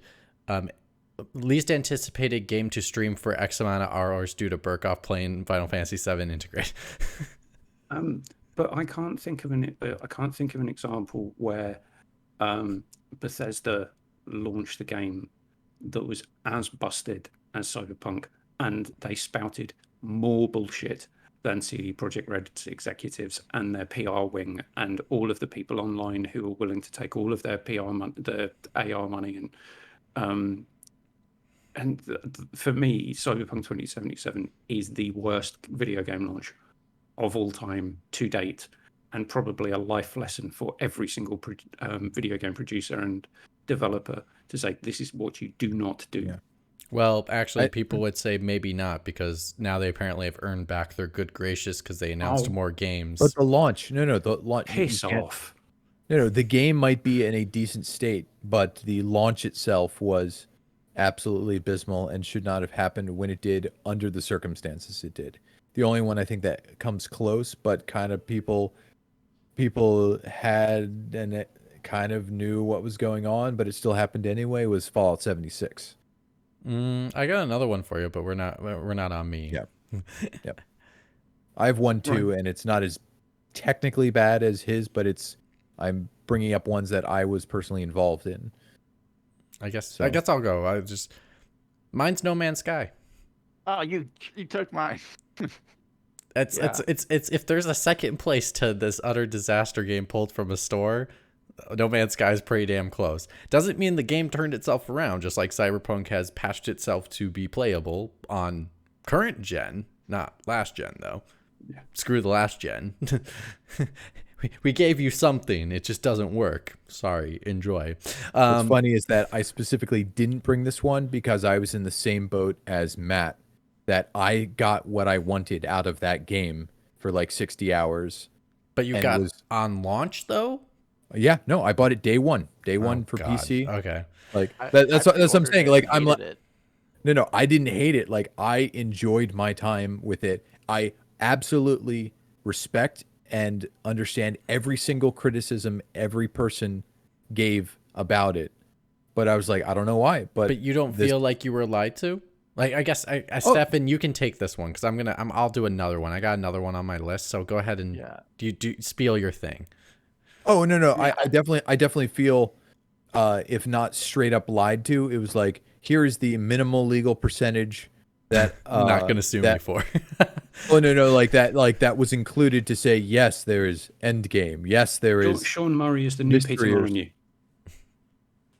I'm curious if people will believe him on his next title. That's how much I'm curious. People are going to be super skeptical. Yeah, like who? Peter Molyneux or what? Sean Murray. Sean Murray. But I think he's earned some good faith though. But go ahead. Oh no, this is really funny. It's like Stefan, you talk, and then Mikey and Mitch talk for about 2 minutes. I was gonna say after No Man's Sky, I don't think I pre-ordered a game for like 2 years, 3 years. How long it's been out now? That's serious personal trauma there, man. Yeah, because I mean I don't even like these type of games that much, but like the game looked really really good, and like the amount of stuff you could do in it, and I started playing a game. I'm like I can't do any of this. I felt like they did lie, especially about like the people you could interact with in the world, and when you actually come across them, they like really flat, and it's like I didn't even get to that point because the game sucked. I wasn't willing to put that much time into it. Like I guess the one parting or saving grace I would say is like, yes, I would agree that Sean Murray and whatever the game company did have some yarns that they were spinning about stuff in a very Peter Molyneux way of like, this was our goal. Like this is, but it wasn't clear. Like this isn't really fully fleshed out for the launch game. I think part of it is that Sean Murray never meant himself to be a public persona. Like I'm a shy guy like working on this game I really like, and I think he was forced into or got swept along in Sony's need for a unique selling proposition and a unique console exclusive. No, no, that's not how the deals work though. The deals work as in the publishers the developers are making something, and then then game publishers choose to not publish the title, or then say, oh, we'll just sign it to an exclusive contract. We like what you're doing. I don't think there's ever pressure from there's usually never pressure from a publisher to say like, oh, you need to form your game like this, especially an indie publisher, because that's their thing. What I meant is that Sony. I don't think people would have been as mad about it if it hadn't been as marketed so heavily by Sony, because everyone's but like, they're believing wow. No. It's mostly on Sean Murray and stuff like that. I mean, he's showing off a demo to show off like what the game is doing. Like, there's only so much that like basically he's holding back from the publisher, and then that's not fair. I just didn't think it was quite as bad as what Cyberpunk was. Oh, for And sure. yeah, I think we all So- agree Cyberpunk is on the list of worst, but and I like abstained myself from like the No Man's Sky because I'm like, okay, yeah, sure, I got lied to or whatever, but for whatever reason, I enjoyed my time with this game for over 60 hours. I have no regrets, but I understand 100% everyone who does. we don't care about your feelings. We care about Stefan's know you feelings, and Stefan needs to interrupt us more when it's his. It's when it's his one. Sorry. Go for it, Stefan. I mean, it's hard for me to really get into it because I played that game not very long because I hated it so much because all the stuff that I couldn't do. It's Like, what's the one feature that they didn't give you that you were like expecting in the game, and you're just like, son of a bitch! Like, why the hell did you say it was in this and I can't find it? I think I compartmentalized so much, but like, I think just the online aspect of it, it did not feel like I could interact with people at all. This is what made you think this is why our ancestors threw tea in the sea, you British son of a bitch. But yeah, no, the because they I made should it sound say I like do have another there's a one to chance go you could after. run into real people. Oh, yeah. Well, you can go because I do have another one that's a more interesting one. But because if unless you wanted to keep No Man's Sky as your pick. No, it's fine because I mean this other one's just as personal, but there's no way no one will pick this. So one of my favorite JRPGs of all time is Xenosaga. That's a You poor man. Oh, sorry, you forgot to wait for Matt to come on the show. I know I'm an outlier on that. I think it's really great, but then so they advertised the sequel, and they said you could order it with like a disc with all the cinematics, and I was really excited for that because I love the cinematics in that game. So I ordered it, got the game, opened it up, and that disc did not come. It like they butchered that part of the launch, and then the game itself sucked really really bad. I don't know if like I remember Game Informer gave like the first one like a 9.75, and then the second one, just put in perspective, I know other people, a lot of people hate Xenosaga, but the second game, most people gave it like a 5 or a 6. Like it was that much of a difference. Is that Xenosaga 2 or Xenogears? Xenosaga 1 and 2. So like the first one I absolutely loved, and then the second one was just a travesty. A lot of the voice actors changed, and then the cinematics were broken up. Like there would be like maybe like a minute long cinematic, and then you would walk literally like five paces, and then another cinematic would start up, and it's like, why would you do that? Well, that's my experience with Yakuza 0. Not yet. Or have you started? Did you start? I've finished the first chapter, and literally all of the emotions that I had when it have come flooding back. So why do you have a skippable cutscene followed by text-based cutscene followed by non-skippable cutscene followed by skippable cutscene followed by text-based cutscene which you can't skip? Oh my god! Whoever designed that game is an absolute evil bastard. The charm, man. It ruins the pacing of it. It is. I wish it was all just cutscene. I agree. I mean, because a lot of people don't like that the cutscenes in the first game were like, some of them were like 30 minutes. I mean, But, I like- don't like Yakuza 0 personally. I like Kiwami, and I thought he would like Kiwami more. But Bat and Evan are more of a fan of 0 than I am. And you've got the thing with oh god, is it Snake Eater, where the opening sequence 3, that Bond song. Yeah, there's hours. How many hours of cutscene are in that game? Oh, 4 is longer. You don't 4. Metal Gear Solid 4 is. 4 has like a 48-minute long or 57-minute long. Yeah, I think they have an hour and 15-minute cutscene. I'm conscious we keep stepping on Stefan's. I'm so sorry. Explanation of No Man's Sky. But like, that's fine. With this, we brought up the cinematics, and I life mechanics are long as they don't get in the way of gameplay Mhm. scenarios. And I thought Xenosaga did a good job of that, but the second one, the pacing was just really ruined. And then the other thing is they added a gameplay mechanic. So I don't know if any of you have played it, but you have to hit all the X, square, triangle, and circle buttons denote like a part of the body that you can hit of the enemies, and you have to figure out the combo for each enemy. And that was added to that game. And the first game had a different mechanic, and they added that to that. It just got way too complicated. They made so many mistakes with that game that I just thought it was terrible. That was my worst launch for that, just because of how much it ruined the first game. Yeah, well, yeah, because game publishers are notorious at doing that. We'll be more on that later. Mike. Mikey. Yes. What is your worst video game launch experience? Diablo 3. Oh, I've that's a heard good one. things. Yep, I've heard things. That's a good one. Diablo Option 3 house. was Forced to was be online, bitches.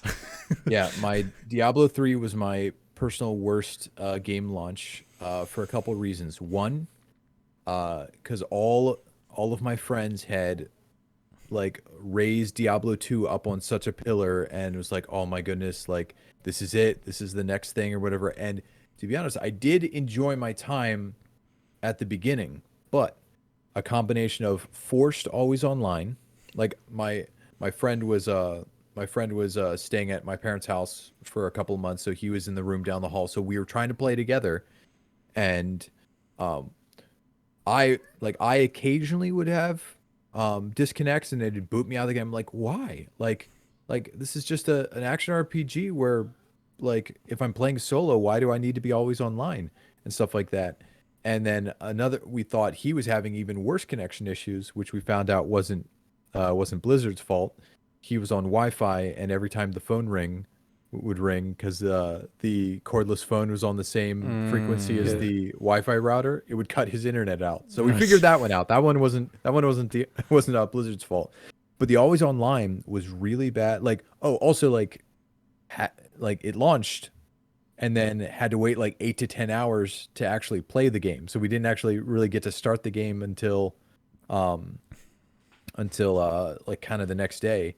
And we went through it, well, a bunch of connection issues, and then the whole atmosphere of the real world money auction house That was terrible. was just really, really bad for morale. Like, because part of it is like, oh, like, well, someone's selling this weapon I could grind for 4 hours, but they're selling it for $4.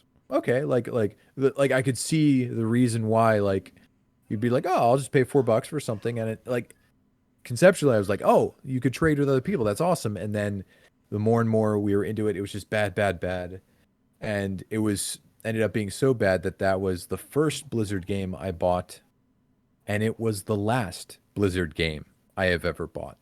Wait, you didn't stick around for like Loop 2.0 or the expansion? No, by that point, like I had kind of moved on. Like, so I've never played Reaper of Souls. I've never played stuff like that. You Like, missed out a lot. No, I know they're good, but that was the impact that bad launch had on me. Is like, and I did not purchase any other Blizzard games after that.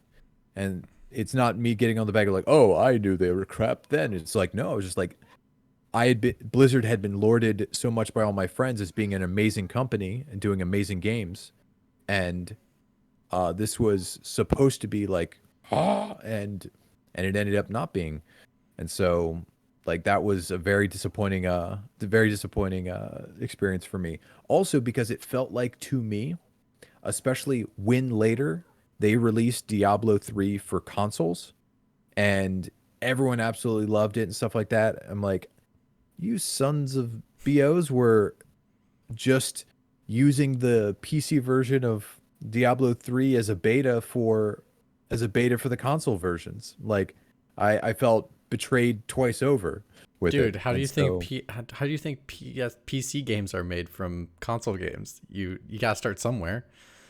But I mean, like, you know, nowadays it'll be like on PC, console, blah blah stuff like that. But so people who played it on console got like a perfectly good experience. And the people who played it on, because that was a game that was like, no, this is a mouse and keyboard game. You don't play this on a controller. Yeah. The Because that was thing about the controller thing is it added the roll. yeah. Yeah. So that was my personal worst launch because that was the one that I had so much build up from myself and my friends, and it just ate it. Ugh. Bad To add taste. to to add to your auction house thing, it wasn't just the morale thing. I Mhm. think for like money purposes, but like the way loot dropped and progression was inherently designed based off like their plans for the auction house. So like it totally ruined progression. Yeah. It was Yeah. bad. I have no experience with this stuff, so I can't comment. But all right, I'll move. We can move on. But Keith is gone, so what I'll do is I got 2 honorable mentions for you guys. You ready for this? I'm taking this to a whole nother realm. We've talked about games that just are bad in regards to the game functioning. Now I'm talking about a bad just release choice. This goes to the Horizon franchise. Oh. Because every single time Horizon has released, it has been within a 2-week window of the Game of the Year winner. Did Breath of the Wild win that year? Yeah, it did. It's like, Wow. what a terrible time to release a game, unfortunately. In front of 2 weeks before Breath of the Wild for Horizon 1, and then for Horizon 2, 2 weeks before Elden Ring. Yep. It has Do just... you think if it came out at a different time, how do you think that would have affected like people's perception of that game? I think in Not the my sales, mind, but yeah. I think in my mind, Horizon Forbidden West would always have. Oh, Keith, were you able to listen while you were gone or no? No. Okay, so I just said I'm doing honorable mentions really quick, and one of them while you were gone. When one of them is worst game launches, not because the game was bad, but because when it was released, Horizon franchise. It's been 2 weeks. Insert Horizon franchise. Yeah, Horizon franchise, because 2 weeks after it gets released, it always gets beat by the game of the year winner. But to answer your but question, anyways, to answer the question, like I think for the first one, yes. For the second one, no. I think for the first one, it personally for me, it was better than Breath of the Wild ever was. oh, I agree. Hands down. And I think just it got lost in the zeitgeist of the new Switch, and along with it's a new Zelda game. Oh, it's open world. But I think if they played Horizon after, not before, but after that, and it would have been like a couple months or 6 months after, where the people kind of dwindle down a little bit after getting on the hype of it, and just go, wow, this is way better than Breath of the Wild was, mechanically, gameplay wise, like all that kind of stuff. I think people would have had changed their minds a little bit on stuff. If it had had time to breathe either before or after, it would have had more staying power in people's minds. It still might not have changed the ultimate Game of the Year outcome. True. But I think it would have changed people's perceptions and memories of that game and that franchise. Because they're both similar games. Like they're open world. They got a bow and arrow mechanic. Like it was the year of the bow. Seriously, yeah. You can't float in Horizon Zero Dawn. You can in West. Breath of the Wild, I know it doesn't matter for this, but like that was actually a very stacked month, because I think 3 weeks before the first Neo had come out, and so it was just a stacked month in general. It was crazy. It was a stacked couple months. It should have. Yeah, go ahead. I don't want to tread on people's thoughts, but I'm conscious of time, and I want to get onto what I think might be a quite interesting discussion. That's why I just threw in the nom until you got back. So you're good. Go for it. So I am going to nominate a publisher who I believe gets video game launches right, and then I'm going to shit on EA. I'm not going to fight you on shitting on EA. I will vote with you. Mitch will appreciate this one, and because I'm going to talk about Capcom. Hey, that's not bad. We got Street Fighter. We got Street Fighter. So I'd say Street Fighter 5 was a blip, but in say the last few years, how they've handled mainly the Resident Evil franchise has been impeccable, for want of a better word. I mean, 6 launched fine. It just people didn't like the game itself had problems, but the launch was fine. I'm thinking of more recently. So I'd say from 7 onwards, how they've handled 7 Village, the remakes, has been pretty brilliant. So barring Street Fighter 5 as a blip, I'd say Capcom have done a really good job of providing information that people have wanted to see, get people interested in the game, and then release a good game. So from me, I would think that would be somewhat of a surprise, knowing how I feel about Japanese developers and Japanese-made games. But I genuinely think, with specifically the Resident Evil franchise, Capcom have done an absolutely brilliant job of building up to and then releasing those games. I would agree with you. I also would say I would argue that the Resident Evil 7 reveal was probably one of the best reveals in all of video games, as regards to, like, no one knew it was coming. No one thought it was that game. Everyone thought it was first person. Yeah, it was first person. It was based off a VR experience that the press and people got to experience 6 months earlier. Was that The Kitchen? Correct. It was called The Kitchen. And it was just this VR game that people were playing, and no one knew what it was. And then they were like, oh, this is The Kitchen. Like, when they said before Kitchen, they're like, oh yeah, it's that VR game I was playing. I was like, oh, it's super scary and stuff. And then you just get through all this stuff, and all of a sudden you find out it's Resident Evil, and you're like, that's Resident Evil? That's what? That's legitimately Resident Evil?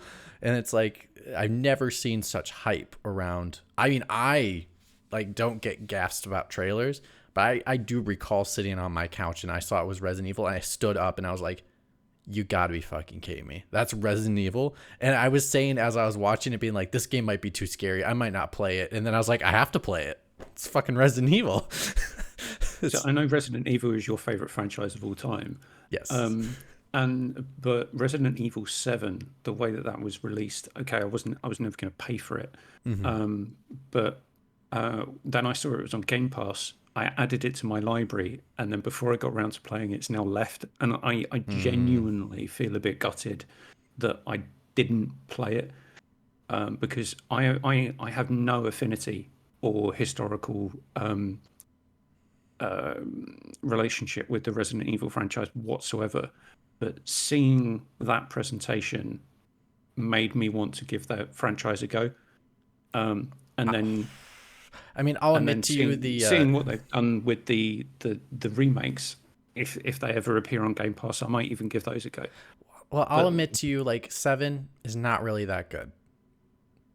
In hindsight, it's not really that good. It's actually one of my least favorites, actually. And 8's mid-tier to me, but I do like the direction they're going with the remakes more. I rather them make a new game from the remake style than to make another Resident Evil 9 based off 8. Yeah. Well, 8 wasn't Village wasn't even supposed to be 8 at first, from what I remember. It was supposed to be like Revelations. Like a Revelations type game, and they were so impressed with it that they're like, oh, this should be 8. Let's make it mainline. Should have remained Revelations. I mean, I liked some of the stuff they did with it. Like, the characters are pretty cool and stuff. But the Capcom blip was at least 2 games long. SF5 as well as Marvel vs. Capcom Infinite. Also, yes, yeah, that one didn't go over well. But they also had Devil May Cry in that mix too. Devil May Cry 5 was pretty hot release on that one too. Yep. I know people have problems with it or whatever, but it's still pretty well regarded. And when it's from when was people who I've listened to, who've played Devil May Cry 5. They notice the flaws where people point them out, but don't vehemently hate them like some people do. I mean, I would say I'm not a huge action game player. Like I do pretty good with them. Like I'm not like one of those that will like triple S everything. But I thought there was plenty of variety to like make a casual player feel confident to play the game and like do well while having enough depth to be able to do it. I mean, I reviewed it for my old channel, and like that's actually one of my most watched videos is my review and non-spoil and then spoiler review for that game. And I'm shocked that is one of my most watched videos. what DMC 5? Mm-hmm. The was it DMC Devil May Cry 4 then 5, or was DMC between 4 and 5? DMC is a spin-off. It's not even. I It's know. not. Yeah. I know. Oh, you but mean I'm wondering what release? game- Oh, it was for DMC 5. gotcha. Yeah. I've Just- always preferred DMC over all the other ones just be because I felt be like honest- it's more accessible. Yeah, to be honest, True. me too, because I wasn't a big DMC guy. I really enjoyed, or I Devil May Cry in general. I actually really enjoyed DMC, and the core people are like, "Oh, this is garbage." I'm like, I like it. Yeah, I can see how DMC is way more accessible, especially with the art style. Like things stand out a little bit better. The colors are really there for people. It's I- easier too. It I is think. easier game. I think they definitely have opportunities for like if they made 5 into another game and like did that same style, they definitely could make that easily way more accessible. Like it's very simple for them to tackle that solution. It's not a hasn't been done before extreme challenge of a problem. Real quick, is BioShock Infinite considered to have a bad launch, or is it just because I mean I know Well, we got shit people- on EA. Okay, That's a good question, but we need to shit on EA. But before I do that, enough. has anyone got any examples of kind of publisher wide you feel like they generally do a good job? Genuinely. Genuinely and generally, I mixed those two words up for a second. I would say Nintendo and Sony. They're solid. Like, their launches are generally they solid. don't mess up. Will I say they're- bad? they're- Stefan no No Man's quantity. Sky and Yacht Club Games. Bad one? Microsoft. It's yeah, It's I like- wouldn't say they're as bad as EA, but they're getting there. they're bad. It- Like Is Yacht Club the one that Shovel Knight. did? Yeah. So like, I know for a fact, Mina the Howler is gonna be like an amazing game. Just it's them. It's gonna. They generally do well. As far as overall good launches, like, and not a publisher that just has one game or two games, would you say 2K in their core stuff generally has pretty good launches? Or or is that only really since is that really only I'd say since, 2K are quite Sorry, possibly one of the most scumbaggish, Sorry, no, money-hungry Rock- companies on the planet. So Rockstar. I can't possibly agree with. No, any but I statement mean, you like, make do about they it. launch well? I'm not saying they're Well- a good company. Do they launch well? Because I don't play any Rockstar games. I don't think. Well, I think 2K launches well. I don't see any glaring issues with their launches, comparative to like Other than the predatory monetary tactics that they Yes. include in all of their games. yes, How but did- like Oh, launching, yeah, they Table don't tennis run in. game launch. Sorry, I was forgetting that 2K is also like NBA 2K and stuff crap like that. I forget that that's them. So I was But at thinking least- Yeah, it's more Rockstar. The game where the actual State Farm guy is in the actual game doing an actual ad for State Farm insurance. Sorry, Stefan, you said something. We missed it because we Oh, were all talking. I was being sarcastic. I said, "How did their table tennis game launch?" Sick burn. Oh, Stefan, if you want to pull your mic closer to you, I think we'll be able to hear you a lot better with more Okay. volume. Yeah. Oh, here's a company that when they do launch something, generally it is well received and launches well. Was Valve. When Valve used to make games, they had good launches. How about the orange box on console? Yeah. Was that a problem? Oh, PS3, it was like almost unplayable. I heard. Oh, okay. Sorry, I bought it on. And that it that worked- made it worked Gabe great on that Xbox. that made PlayStation pull Gabe Newell back on stage and say, I'll make in a game. I'll make Portal 2 for PlayStation 3 and it'll run great because he shitted on PlayStation. I remember that like moment he Okay, came on all right. stage. I was like, what? I Who the didn't fuck is remember this the guy? console launch because the Valve games to me were all PC games, so I didn't pay any attention to. I the mean, console for the versions. most part, yeah, it was just that one launch. I think that shit the bed. Are Valve even? Can you even class Valve? I as don't a video count game them. publisher? Not I not don't now, either. not They're- now, they're but a- like they're a but reseller. previously. They're a sales site. That's all they are. Well, they are Stefan, now. can you- I'm saying back when Can they you made think of games, they a publishing were games. company? Well, the THQ predicted what's the recent game that bombed really hard? Biomutant? Did I? No. Did they do it's like the GTA clone.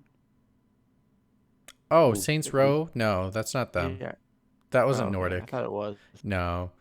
That one was who did Saints Row? I was gonna bring up THQ Nordic because I like to follow them because they release a lot of old game things you wouldn't expect, but a lot of times they don't do really well. It's such a wide net, but how do you guys feel about Square Enix Deep launches Silver. in general? Deep Silver is their developer, but I don't think that's the publisher. It says Oh, it's THQ, but Embracer. it's not So, THQ. so it's that's why. Embracer Group. Oh, it's Embracer Group. That's why. Which owns THQ? Gotcha. I know it's such a wide net with the mobile and little Wait, games. they and own bigger THQ games. Nordic? Yeah. Because they're no Embracer longer called does, yeah. or did they rename themselves again back to THQ? Because they used to be called THQ Nordic. I thought they were a part of it. No, because THQ got broken up, and then like Yeah. some of the Yeah. subsidiaries got bought, and then another company was made called THQ THQ Nordic is Nordic. definitely a separate company. Okay, gotcha. Okay, that's interesting. My question was, Sorry. I know that it's a wide net with a bunch of like little games and medium games and big games, but overall, how do you feel Square Enix does with their launches? Ask them Mediocre. because they put their expectations way too high. I'd say medium. They meet. Well, recently they've been kicking ass, but I would say medium. I would say until they take their emphasis away from play to earn and NFTs, Square Enix can fuck off. That's just a personal opinion. I got one final good one, and then we can shit on the worst one. So my final good one, I would say LucasArts. That's a great pick. LucasArts back in made the day. solid titles and always had great Yeah. releases. So Yeah, I remember my dad playing Full Throttle because he's a Harley guy. So he definitely played Full Throttle when I was a kid, and I remember seeing him play all the I've got time. the platinum trophy in that game. I love that game. I got they stuck. licensed out, right? What? Yeah. They licensed out all the different developers, didn't they? Yes. No. Well, So they did at the time. They licensed. They had sometimes. They had some stuff that they did in house. Some stuff they licensed out. Because I think Full Throttle was made in house. Yep, that was made in house. Okay. But then Monkey Island wasn't. They outsourced that. Yep. old school Sierra would be in that boat too. Because I was gonna say that's it's kind of a bridge to what you want to shit on too, but like giving before with LucasArts, a lot of different developers could have done like a Star Wars game, but then now EA can only do for a long time only EA could do a Star Wars game. And they did And- too. Yep. Mm. And that did not. And here we go. 8 minutes on shitting on EA. Here we go. Let's get this Right, round so- rumbling. Would you I need to like? pay for this? I will run through the list of games that, in my opinion, EA shat the bed on the release of the games. So we have Anthem, Battlefield 2042. Where else are we? Dead Space 3. Fee, because that was their one at EA the one of the first EA Play things. We still care about indie games, and then they gave it zero support coming up to or after launch. Mass Effect Andromeda, Mirror's Edge Catalyst, Be right back. Sea of Solitude, which again they announced at E3 EA Play event, not E3, and then gave zero advertising dollars to, and Titanfall 2. Going back to what you were talking about earlier with when do you release a game? Let's not release it between two of the major shooters that are going to get released in year, one of which being one of your own goddamn titles. What games were they that they released? So they That it released released next to? so one was Battlefield 4 and the Yeah. other one was Call of Duty. And they released it in between the two. Yeah, because And I like that game, but it sold terribly. yeah, because Yeah. why would you release it between? So one, you don't advertise it as much as Battlefield because Battlefield's a bigger franchise, but then you release it after your biggest shooter franchise launches, and just before the biggest shooter franchise in the world launches. So you're cannibalizing sales on one hand and losing sales on another. I'm glad it wasn't the death of Respawn, like, because there's some companies, EA one of them, who after a performance like that, or at least a economic Buried performance, them in the car park with all they the would other have studios. taken them out behind the chemical shed and shot them. But I think the one that I loathe the most through all of this isn't Mass Effect Andromeda, even though again that's another lesson to publishers. Don't pay people you don't control to advertise your games basically for free, or don't give them carte blanche to say whatever they want about your games, because they will meme the shit out of it to make themselves money on their own YouTube or Twitch channels.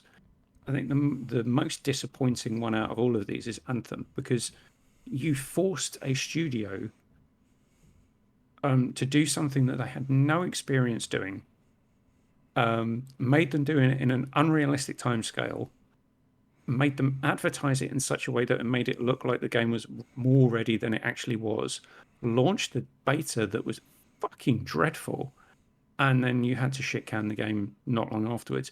Even though this is something that baffles me, I can still go onto the Xbox Game Pass app and download Anthem now. Why have you not pulled that game from the store? There is no online support for it. There is nothing you can do in the game. Pull the goddamn game. Phil. Wait, the servers are down, so like if I go to play the game right now, I could not play it? You could play it, but there's nothing to do. There's the first few missions and nothing else. Oh, so you're just gotcha. playing the demo over and over again. The single player like training or tutorial missions are available, but any of the actual like out in the world you might run into people or can queue up with people, I think is dead. Oh, wow. Yeah. But you can still download the game. It makes no sense to me. You could actually still buy the game, actually. Do you know that? Oh, dear God. I saw that online on a discount. Was there data for like how many concurrent players it had like at its lowest point then? How much I do not care is how much I'm not going to look up that figure. Because I was going to say, I saw an article today that THQ is updating Risen, which is an old, like 13-year-old game, and it still has like 100 concurrent players on Steam every day, which I'm guessing is more than Anthem. Yeah.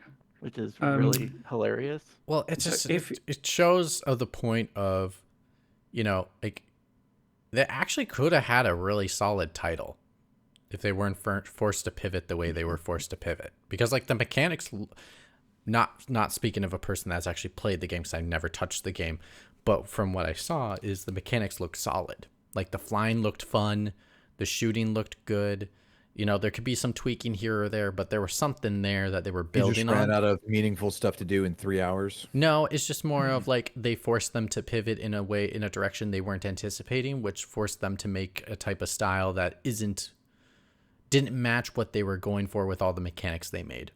If that makes sense. We want you to make a grindy load of bollocks to ensure player retention and recurrent user spending, Less rather than churn. make an actual good game. But I can't think of a publisher who has supported, other than even their tentpole franchises, they don't really support very well. Because you saw all of the ads for Battlefield 2042, but then the game came out and it's fucking tosh. Yeah, it's like, What was happening behind the scenes?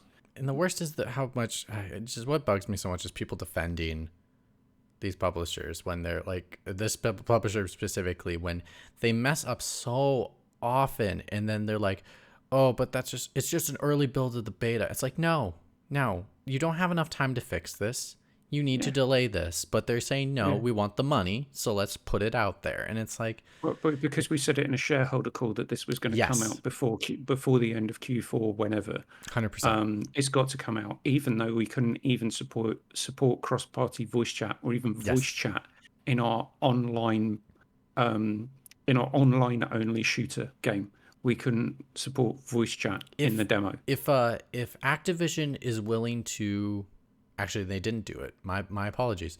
I was gonna say they're willing to delay, but they never delayed a Call of Duty. They just canceled not doing one for a year. But even if they're willing to do that, to make sure they don't release a horrible, because here's the thing, it's not that like EA releases bad games necessarily. Their games are not necessarily like bad as like play bad. It's that they functional bad is what we're getting.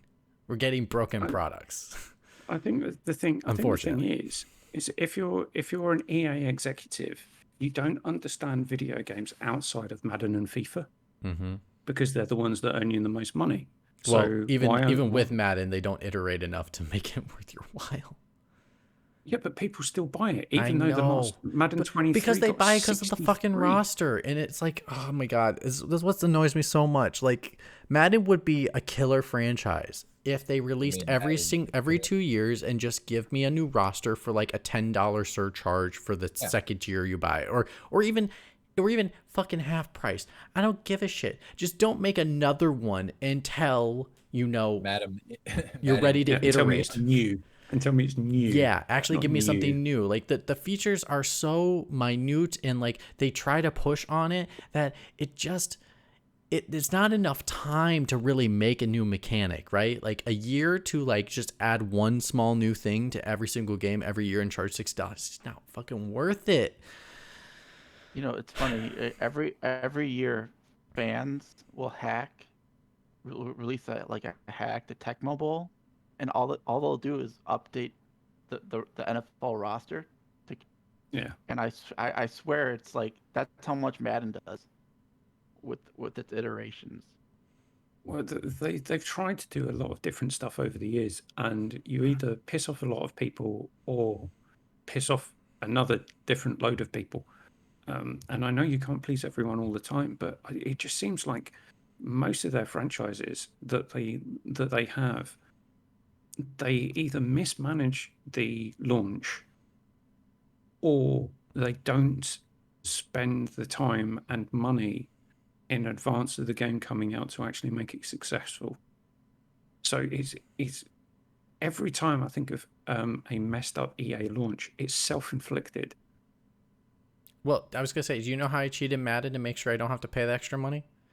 I literally go through the entire roster of the next season, and then I build it in Madden myself, save the roster, and then play the fucking game. See, that's too much effort. Because I don't play online. I don't play online, but yeah.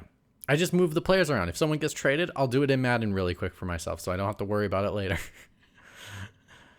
But yeah, EA, I don't understand how they get it so wrong so often. Well, I think just the ultimate one is just how they had Star Wars for so long and only could come up with two titles. Like two of which they screwed the launch of. Yeah. And it's like they finally got it right after year 8 of their contract. It's like, well, they didn't. It's like, what are you doing? I think Fallen Order, they got it right. It was okay. I know people say they really liked it. I think it's above average. I don't think it's okay. I think it's good. I don't think it's great. But I really like the title. I think I didn't enjoy it. Oh, I played it because I wanted to see the Star Wars related story. I didn't enjoy playing the game. I enjoyed playing the game. The story was above average for me. I there's some elements I really liked of the story, and there's some elements I think we talked about this already, but the crux of the whole thing is just not. But they totally screwed. They totally screwed Battlefield 2. Speaking of Fallen Order, I think a lot of people don't realize that it got more mediocre reviews. I think it's like a 70 on Metacritic. It's not very high.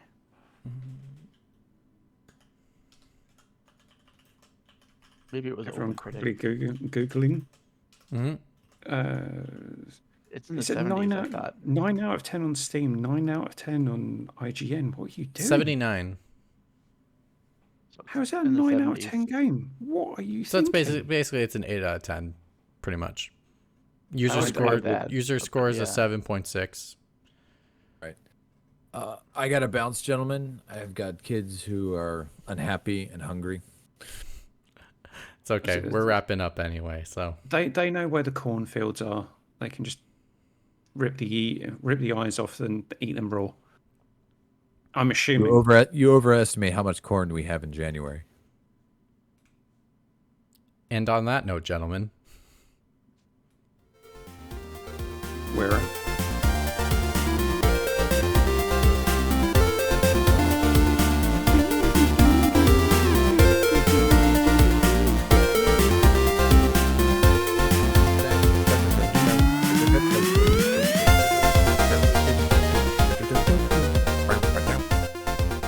Me listening to Easy Allies podcast at 1.5 speed. sorry, Dan, your Eagles are not going to win.